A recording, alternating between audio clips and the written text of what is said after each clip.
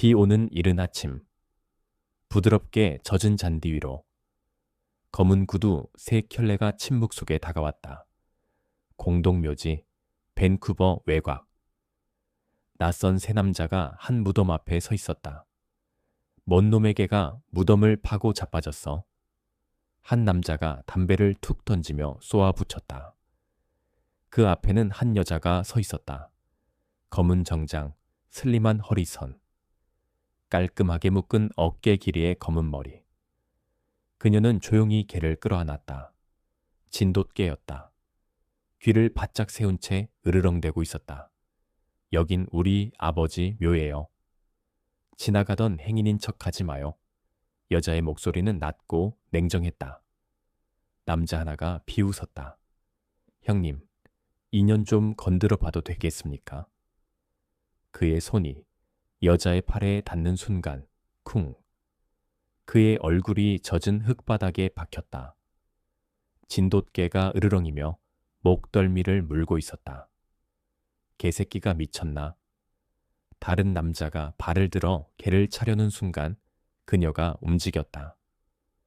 왼발로 디딤발을 걷어차 중심을 잃게 만든 후 낙법 없이 무너지는 남자의 턱을 무릎으로 들어올렸다.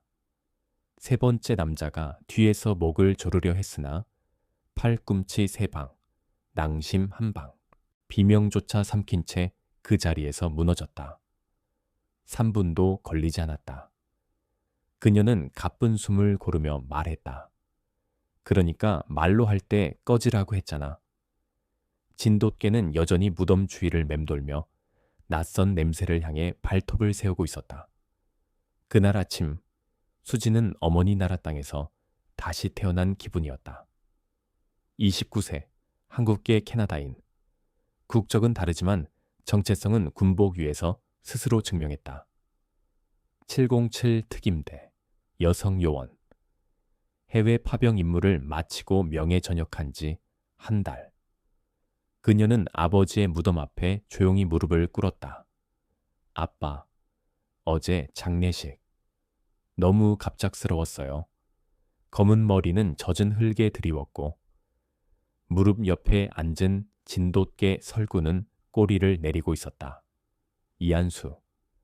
밴쿠버 한인타운에서 중견 건설업체를 운영하던 그의 죽음은 사고사로 결론 났다. 경찰 보고서에는 이렇게 적혀 있었다. 야근 중 실족. 책상 모서리에 머리 부상. 사망 추정 시각 오후 10시 30분. 하지만 수지는 어릴 적부터 아버지를 지켜봤다. 꼼꼼했고 성실했고 실수 같은 단어와는 거리가 먼 사람. 게다가 장례식장에서 그녀는 이상한 기운을 느꼈다. 낯선 조문객, 눈이 마주치자마자 고개를 돌리던 남자. 그의 오른손 엄지에 감겨있던 하얀 붕대. 설구야, 너도 뭔가 이상하다고 느끼는 거지? 설구가 갑자기 무덤을 향해 짖기 시작했다. 평소엔 조용한 개였다. 그런데 오늘은 유독 흥분해 있었다. 안 돼, 설구야. 수진이 목줄을 붙잡았지만 설구는 앞발로 무덤을 파기 시작했다. 거칠게, 마치 그 안에 무언가가 있다는 듯이. 바로 그때였다. 무덤 뒤편 숲길에서 검은 정장을 입은 남자. 셋이 모습을 드러냈다. 어깨를 뒤로 젖히고 걷는 걸음. 거친 표정. 앞장선 남자의 귀 뒤엔 선명한 붉은 문신이 있었다. 용, 롱, 이다. 이민사회에서도 조폭은 존재했다. 그리고 그들은 지금 아버지의 무덤 근처를 서성이고 있었다. 이봐, 아가씨. 멀쩡한 무덤을 왜 파헤치고 있냐? 문신 남자가 낮은 목소리로 물었다. 담배 연기 사이로 번뜩이는 눈빛. 일반 조문객이 아니었다. 수지는 설구를 다리 옆으로 끌어당기며 대답했다. 여긴 제 아버지 묘지예요. 당신들이 왜 참견이죠? 두 번째 남자가 한 걸음 앞으로 다가섰다. 턱엔 칼자국 흉터가 선명했다. 그럼 걔 좀 조용히 시켜요. 시끄럽잖아. 걔가 짖을 땐 이유가 있는 겁니다. 가던 길 마저 가시죠. 세 번째 남자, 키가 가장 크고 말랐던 그는 수진을 머리부터 발끝까지 훑었다. 비웃는 입꼬리, 그리고 음흉한 눈빛. 형님, 속살 좀 확인해 볼까요? 인연 꽤 괜찮은데요? 그의 손이 수진의 팔로 뻗어올 때 수진은 미동도 하지 않았다. 설구가 먼저 반응했다. 거칠게 으르렁대며 앞발로 바닥을 박차고 일어섰다. 손 치우세요. 경고는 한 번뿐입니다. 오, 목소리 봐라. 그거 섹시한데? 문신 남자가 수진의 얼굴 가까이 다가왔다. 그 순간 수진의 눈빛이 얼음처럼 차가워졌다. 숨을 들이마신 뒤 폭발처럼 움직였다. 첫 번째, 왼발로 문신 남자의 디딘 발목을 정확히 걷어찼다. 크크, 중심을 잃은 그가 앞으로 쓰러졌다. 두 번째, 흉터 남자가 주먹을 휘두르며 달려들었다. 수지는 몸을 숙이며 회피한 뒤 무릎으로 그의 복부를 강타했다. 윽! 숨이 끊기듯 굽은 그의 상반신 위에 팔꿈치가 정확히 떨어졌다. 세 번째, 키 큰 남자가 뒤에서 수진의 목을 졸랐다. 수진은 숨을 참으며 팔꿈치로 옆구리를 가격했다. 두 번, 세 번. 크악! 갈비뼈가 부러지는 소리가 들렸다. 그 틈을 놓치지 않았다. 수지는 뒤돌아 날리는 회전 발차기로 그의 낭심을 정통으로 차올렸다. 모두가 쓰러졌다. 3분. 그녀가 3명의 조폭을 제압하는 데 걸린 시간이다. 숨을 몰아쉬며 수진이 말했다. 그러니까 경고했잖아요. 진짜 싸움은 예고 없이 끝나죠. 설구는 여전히 무덤 근처를 맴돌며 경계심을 늦추지 않았다. 쓰러진 남자들이 숲속으로 도망친 후에도 설구는 여전히 무덤 주변을 떠나지 않았다. 진돗개의 시선은 단 하나의 지점을 응시하고 있었다. 무덤 한가운데. 설구야, 거기 뭐가 있는 거야? 수진이 조심스럽게 땅을 바라봤다. 설구는 코를 땅에 박고 흙 위를 원을 그리며 돌기 시작했다. 그 행동은 단순한 불안이 아니었다. 어떤 신호였다. 수진은 주저하지 않았다. 휴대폰을 꺼내 파묘 전문 업체에 전화를 걸었다. 지금 바로 파묘 의뢰 가능한가요? 시간이 급합니다. 비용은 2배로 드릴게요. 잠시 후 묘지의 중장비. 트럭과 작업자 셋이 도착했다. 그들의 시선은 어둡고 진지한 여인의 표정에서 질문을 거뒀다. 시작해 주세요. 조심스럽게. 삽이 흙을 걷어낼 때마다 수진의 심장은 요동쳤다. 곁에 선 설구는 작은 울음을 내며 흙 냄새를 맡고 있었다. 관이 드러났을 때 수진은 한 걸음 앞으로 나섰다. 열어주세요. 관 뚜껑이 조심스럽게 열렸다. 조명이 비치는 내부. 아버지 이한수의 얼굴이 평온한 표정으로 드러났다. 수진은 눈을 감았다가 떴다. 장갑을 끼고 차분하게 시신의 손과 옷, 얼굴을 살펴보기 시작했다. 머리 상처는 여전히 그대로. 하지만 이상한 점은 없었다. 그때 설구가 다시 짖었다. 입부분을 향해 고개를 숙이더니 작은 소리를 냈다. 설구야, 거기. 수진이 아버지의 입 쪽을 자세히 살폈다.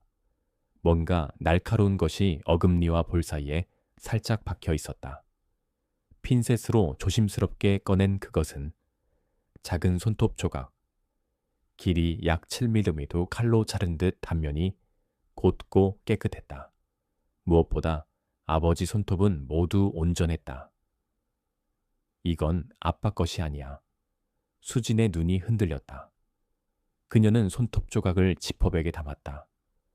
설구는 마치 중요한 단서라고 말하듯 조용히 꼬리를 흔들었다. 같은 시각 밴쿠버 다운타운 외곽에 허름한 건물 지하 창문 없는 방 안에 조명이 하나 천장에 달려 있었다. 테이블 앞에 앉은 남자. 강진우 45세. 스스로는 사업가라 불렀지만 이민자 사회에서는 오래전부터 비공식 해결사로 알려진 인물이었다. 책상 위에 쓰러진 3명의 조폭이 고개를 떨군 채 서 있었다. 그래서 개 하나, 여자 하나를 못 이겼다는 거냐? 강진우의 주먹이 책상을 내리쳤다. 문신 남자의 어깨가 움찔했다. 죄송합니다, 형님. 근데 그 여자가 보통이 아니었습니다. 보통이 아니라니? 장난하냐? 진짜 군인 같았습니다. 움직임이 전혀 다르더라고요. 3번째 조폭이 말을 보탰다. 강진우는 씹던 일을 멈추고 일어섰다. 책상 옆에 걸린 사진 액자를 벽에서 거칠게 떼어내 바닥에 내던졌다. 그럼 무덤은? 확인 못했습니다. 그의 말에 방 안 공기가 얼어붙었다. 유리가 깨지는 소리, 침묵, 그리고 분노. 멍청한 놈들. 지금 파묘라도 했으면 그 안에서 뭐가 나왔을지 모른다는 거잖아. 3사람은 동시에 고개를 숙였다. 문신 남자는 땀이 맺힌 손을 닦으며 조심스럽게 말했다. 다시 가보겠습니다. 이번엔 조용히. 늦었어. 그 여자 그냥 지나치지 않았을 거다. 그럼 지금부터는 감시해. 모든 움직임, 누구를 만나든 어딜 가든. 강진우의 눈빛이 매서워졌다. 그는 손톱을 물어뜯으며 말했다. 만약에 정말 뭘 찾았으면 그땐 다른 방법을 써야겠지. 파묘가 끝난 뒤 수지는 설구를 채태우고 무덤을 다시 한번 돌아보았다. 흙은 새로 다져져 있었고 이상한 남자들의 흔적은 남아 있지 않았다. 하지만 그날의 감각은 여전히 사라지지 않았다. 차를 몰며 수지는 천천히 입을 열었다. 설구야, 저 사람들이 왜 아빠 묘지에 있었을까? 설구는 뒷좌석에서 조용히 눈을 감고 있었다. 그 역시 무엇인가 느끼고 있었던 것이다. 빨간 불에 차가 멈췄다. 파란 불이 켜지자 수지는 출발하려다 핸들을 돌려 다시 장례식장을 향해 방향을 틀었다. 무언가 기억났던 것이다. 그날 장례식장에 나타났던 한 남자. 정장을 차려입고 조문객들 틈에 섞여 있었지만 그의 눈빛은 불안했고 무엇보다 오른손 엄지에 감긴 하얀 붕대가 낯설지 않았다. 맞아, 그 남자. 수진이 조용히 중얼거렸다. 그때는 미처 몰랐다. 하지만 지금 무덤에서 발견한 손톱 조각을 본 이후 그 붕대는 그냥 지나칠 수 없는 증거처럼 다가왔다. 수지는 아버지의 서재로 향했다. 작은 책상과 캐비닛, 정리된 파일들. 아버지는 항상 계약서와 사업 기록을 2벌씩 관리하셨다. 캐비닛 구석에서 거절 사안이라는 스티커가 붙은 파일을 발견했다.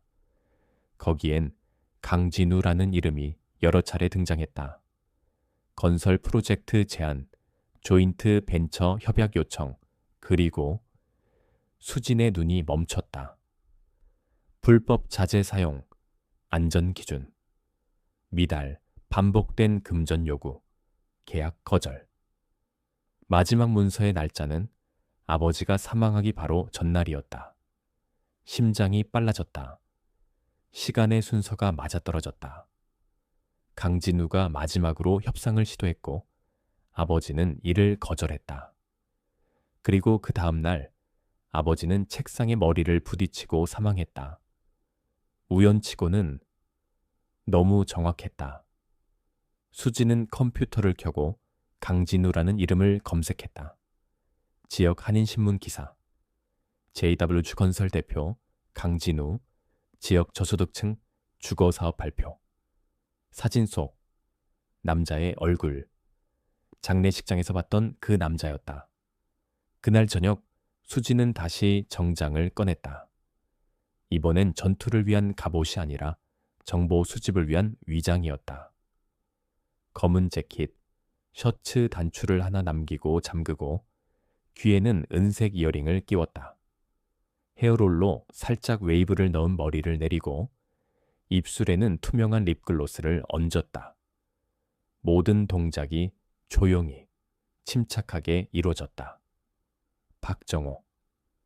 칠봉칠 시절 함께 훈련받았던 선배이자 현재는 지역 경찰서에 근무 중인 강력반 형사. 선배, 저 도와주실 수 있으세요? 수진의 목소리는 낮고 단호했다. 수진아, 위험할 수 있어. 하지만 그걸 알면서도 묻는 거지.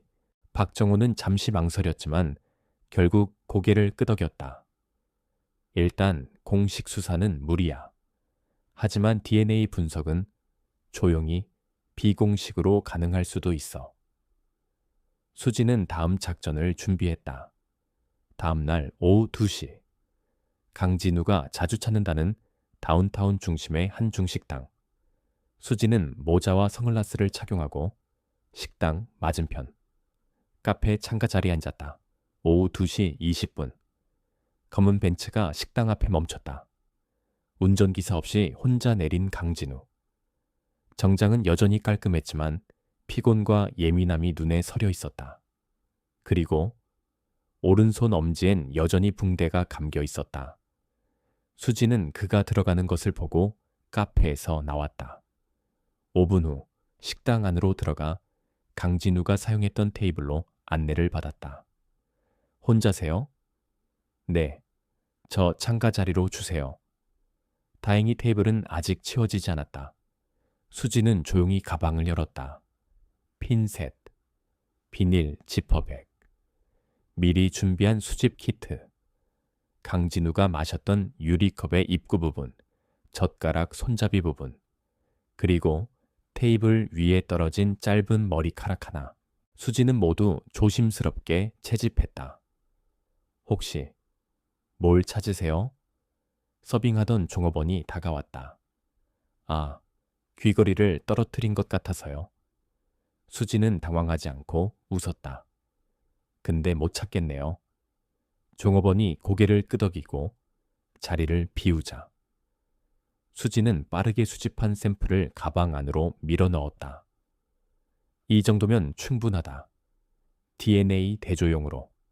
하지만 그녀가 식당을 나설 때 맞은편 블록의 어둠 속에서 누군가 그녀의 모습을 사진으로 찍고 있었다. 다음 날 저녁, 수지는 박정호를 한적한 카페 뒷자리에서 만났다. 사람들의 눈을 피해 조용한 테이블. 수지는 지퍼백 2개를 꺼내어 건넸다. 여기 강진우의 생체 시료예요. 컵, 젓가락, 머리카락. 어제 식당에서 직접 채집했어요. 박정호는 눈을 크게 떴다. 야, 너 진짜 칠봉갱칠 출신 아니었으면 지금 구속감이다. 선배도 그걸 알고 있으니까 이 자리에 나왔잖아요. 수진이 담담하게 웃었다. 박정호는 한숨을 쉬고는 고개를 끄덕였다. 국과수에 있는 선배한테 비공식으로 부탁해볼게. 정식 절차는 밟을 수 없으니까 결과까지 최소 이틀은 걸릴 거야. 그는 서류 봉투에 시료들을 담았다. 근데 수진아, 어젯밤 괜찮았어? 아니요. 우리 집 앞에 검은 승용차 한 대가 서 있었어요. 번호판 가려져 있었고 안에 남자 한 명이 앉아 있었죠. 박정호의 표정이 굳어졌다. 설마 벌써 감지한 건가? 그럴 가능성이 있어요. 뒷마당에도 인기척이 있었어요. 설구가 낯선 냄새에 계속 으르렁거렸고요. 혼자 있으면 안 돼. 당분간은 이동할 때도 CCTV 많은 곳 위주로 다녀. 차도 모르는 곳에 세워놔. 수지는 고개를 끄덕였다. 설구는 지금 집에 남아 있었다. 조용히 그녀의 발치에 누워 있었다. 이틀 뒤 박정회에게서 연락이 왔다. 그는 서류 봉투 하나를 들고 다시 카페로 나타났다. 안쪽 테이블에 앉아 주변을 살핀 뒤 낮은 목소리로 말했다. 나왔다. 봉투를 열고 보여준 것은 국과수 마크가 찍힌 간이 분석 결과, 시신에서 발견된 손톱 조각, DNA 일치, 강진우. 수진의 손이 떨렸다. 하지만 그녀는 이를 악물고 봉투를 닫았다. 그럼 이제 확실해요. 아빠는 살해당한 거예요. 그리고 범인은 강진우. 박정호는 고개를 끄덕이며 말했다. 아직은 법적으론 충분하지 않아. 증거는 강해졌지만 동기와 정황, 물적 증거가 더 있어야 체포가 가능해. 우리가 가진 건 이거예요. 수진이 송화방을 열어 아버지의 메모 수첩을 꺼냈다. 마지막 페이지. 그날 아버지가 강진우와 마지막으로 만났던 기록. 협박성 발언, 안전문제 무시, 강경 거절, 위험 예상됨. 박정호의 눈빛이 흔들렸다. 이 정도면 충분한 정황이야. 하지만 확실한 물리적 증거 하나만 더 확보하면 수사 요청서를 넣을 수 있어. 바로 그때 카페 바깥 도로를 어제 봤던 검은 차량이 천천히 지나갔다. 수진과 박정호는 동시에 고개를 돌렸다. 감시가 시작된 것이다. 그리고 그 감시는 지금부터가 시작이었다. 수진은 박정호와 함께 아버지의 사무실을 다시 찾았다. 문은 열쇠로 열렸지만 내부는 어딘가 정리된 듯 이상했다. 서랍은 절도범처럼 흐트러져 있었고 캐비닛의 파일 순서도 뒤죽박죽이었다. 누군가 벌써 다녀갔어요. 수진이 낮게 말했다.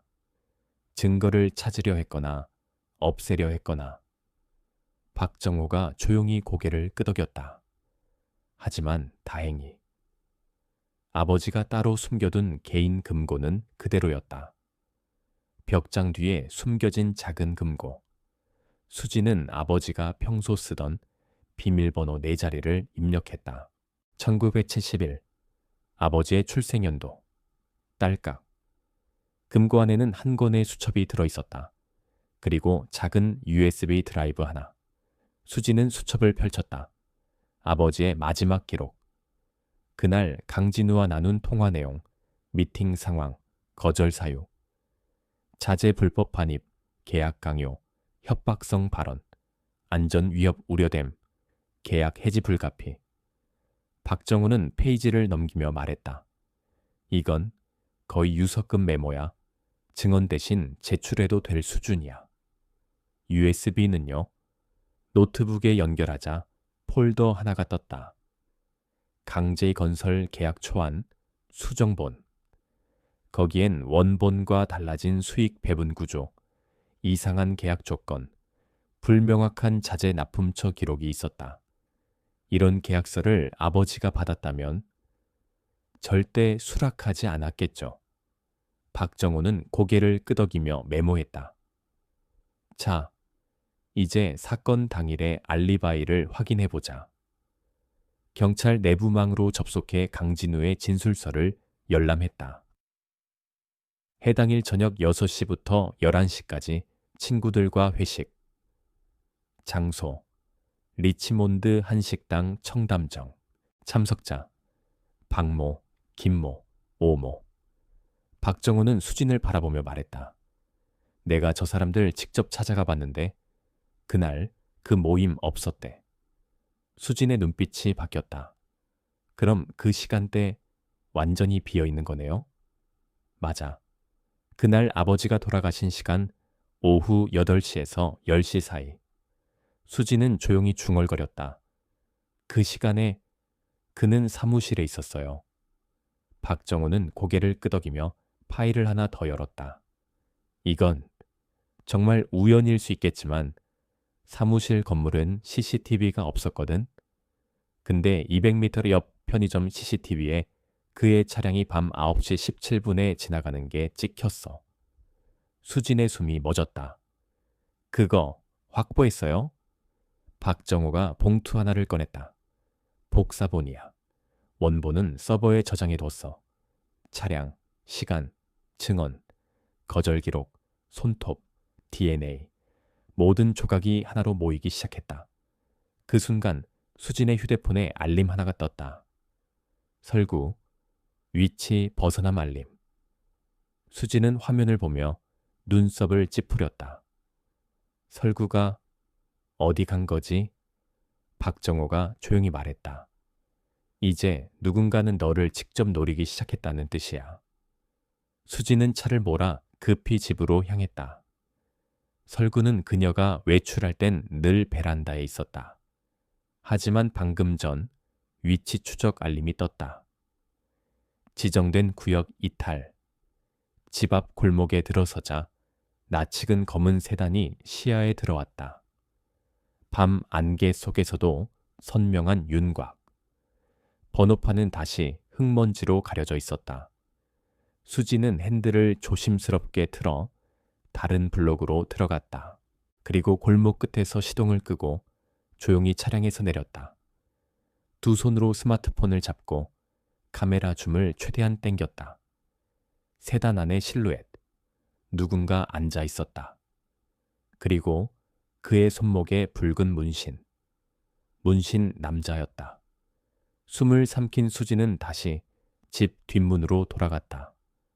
철문을 열고 들어서자 설구가 낑낑대며 달려왔다.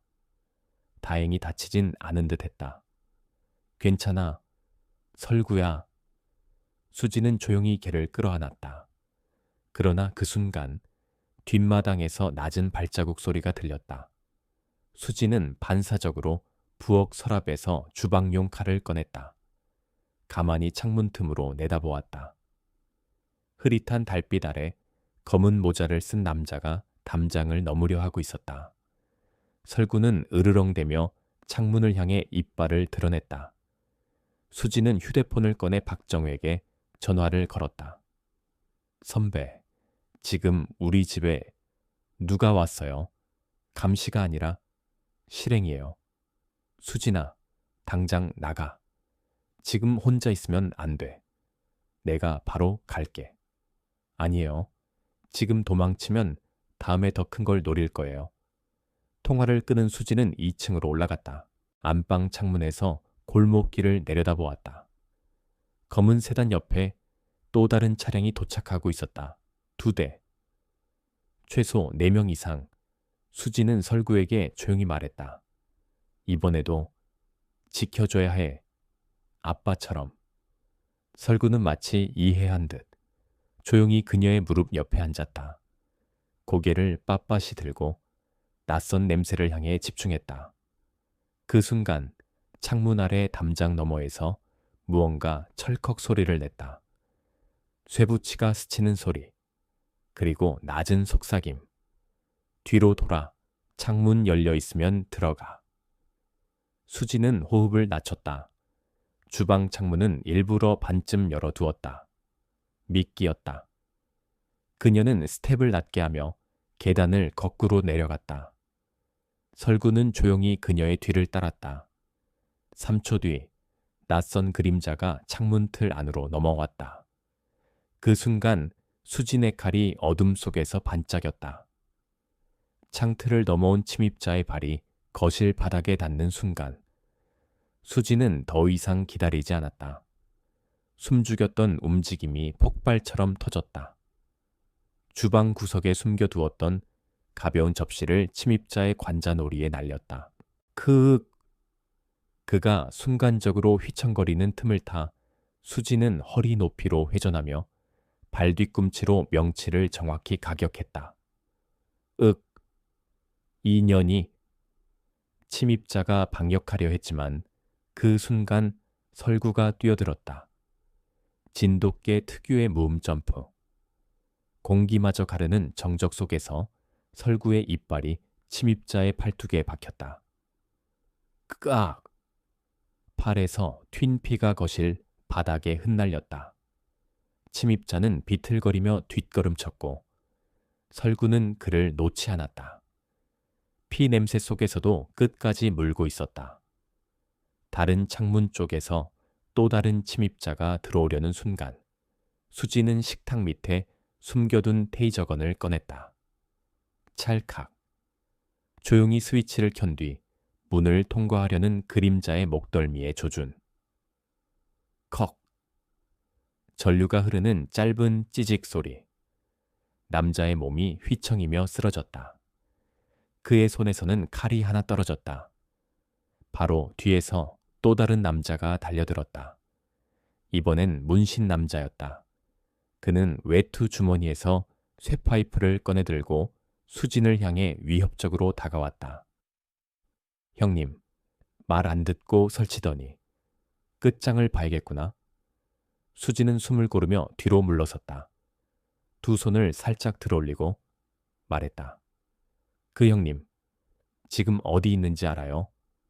지금쯤 경찰이 그 사람 회사에 영장을 들이밀고 있을 텐데요. 문신 남자의 이마가 찌푸려졌다. 혼란스러움. 그리고 그 틈을 놓치지 않았다. 수진의 발끝이 테이블 다리를 차며 날렸다. 의자가 그의 정강이에 부딪혔고 순간적으로 균형이 무너졌다. 설구가 다시 달려들었다. 이번엔 정확히 낭심. 우악! 문신 남자는 비명을 지르며 바닥에 쓰러졌다. 몸을 웅크린 채 한마디도 하지 못했다. 숨이 가쁘게 오르내리는 거실. 수지는 천천히 몸을 일으켜 세웠다. 전기 충격기로 쓰러진 남자, 팔을 물려 피 흘리는 남자, 그리고 낭심을 가격당한 문신 남자. 모두 움직이지 못했다. 수지는 경찰에 전화를 걸며 말했다. 여기 침입자 셋 있습니다. 주소는? 그리고 부탁인데요. 구급차도 한 대 같이 보내주세요. 생식기에 응급처치가 필요할 수도 있어요. 그녀의 옆에서 설구는 혀를 내밀고 조용히 헥헥거렸다. 아직도 긴장이 풀리지 않은 듯 여전히 경계하는 눈으로 문을 바라보고 있었다. 다음 날 오전 밴쿠버 한인경찰서의 회의실. 박정호는 두 손에 증거 서류를 들고 서 있었다. 앞에 앉은 사람은 경찰서장 조한석, 50대 중반. 깔끔한 외모와 점잖은 말투로 통했지만 그의 배후엔 오랜 정치적 유착이 얽혀 있었다. 박 형사, 자네 요즘 이상한 움직임이 많더군. 조한석이 책상을 두드리며 입을 열었다. 강진우 관련해서 뭘 조사하는지 보고도 없고 사전 협의도 없고 이거 선 넘는 거 아닌가? 박정호는 정면을 응시했다. 서장님, 전 그냥 고인의 딸이 제출한 민원을 검토한 것뿐입니다. 민원? 그걸 빌미로 비공식 조사하고 DNA까지 돌려봤다는 소문이 있던데. 박정호는 말없이 봉투를 꺼내 책상 위에 내려놓았다. 그럼 확인하시면 됩니다. 조한석이 서류를 펼쳐보았다. DNA 일치, 피해자 구강 내 발견된 손톱과 강진우 생체 샘플. 표정이 굳었다. 입꼬리가 미세하게 떨렸다. 박 형사, 지금 뭐 하자는 건지 알기나 해? 전 진실을 확인하고 있는 겁니다, 서장님. 조한석이 의자를 밀치고 일어섰다. 강진우는 지역 경제 기반을 쥐고 있는 인물이다. 괜히 흔들면 자네 커리어도 이 조직도 위험해질 수 있어. 그럼 이건 뭡니까? 박정우가 또 다른 서류를 꺼냈다. 조한석 서장의 아들이 JW 건설에 재직 중. 퇴직 후 고문직 제안 확인. 조한석의 얼굴이 창백해졌다. 제이네, 날 미행했나? 아닙니다. 단지 아버지를 잃은 딸의 정직함이 만든 결과일 뿐이죠. 침묵. 한순간이 얼마나 긴지 느껴지는 순간이었다. 그 사건, 덮을 수 있을 줄 알았어요. 조한석은 조용히 말했다. 강진우가 직접 그날 찾아갔고 일이 벌어졌죠. 그래서 자진 실족사로 덮으셨습니까? 조한석은 고개를 숙였다. 처음엔 그렇게 들었습니다. 하지만 나중엔 알았어요. 돌이킬 수 없었죠. 박정호는 무표정한 얼굴로 말했다. 이제 더는 당신이 이 사건을 막을 수 없습니다. 그 순간 회의실 문이 열렸다. 내부 감사실 소속 요원이 2명 들어왔다. 조한석 서장님, 부패 및 수사방해 혐의로 체포하겠습니다. 조한석은 무력하게 고개를 떨궜다. 그의 마지막 한마디. 강진우는 자포자기 상태일 겁니다. 조심하세요. 같은 시각, 밴쿠버 북부의 창고 지하실, 어둡고 습기 찬 공간. 강진우는 담배를 피우며 지도를 바라보고 있었다. 그의 앞에는 부하 둘이 서 있었다. 눈빛은 피곤했고 손끝은 떨리고 있었다. 이제 끝이에요, 형님. 경찰서장까지 체포됐고 이수진, 그 여자가 전부 까발렸어요. 문신 남자가 떨리는 목소리로 말했다. 강진우는 대답하지 않았다. 그저 입술을 깨물며 입김과 함께 담배 연기를 내뿜었다. 그럼 어떻게 하실 겁니까? 도망치시게요. 우린 다 끝난 거예요. 강진우는 자리에서 천천히 일어났다. 그리고 냉장고에서 맥주캔 하나를 꺼내 탁 하고 땄다. 끝. 그 단어는 내가 정해. 한 모금 마신 뒤 그는 조용히 말했다. 아직 경찰은 내가 범행 현장에 있었단 직접 증거는 없어. 그깟 손톱 조각이랑 CCTV 다 우연이라 말하면 돼. 그럼 마지막 카드가 남아있지. 그는 휴대폰을 들어 어딘가에 전화를 걸었다. 이수진, 그 여자를 처리해. 문신 남자의 눈이 커졌다. 형님, 안 돼요. 그 여자 진짜 보통 아니에요.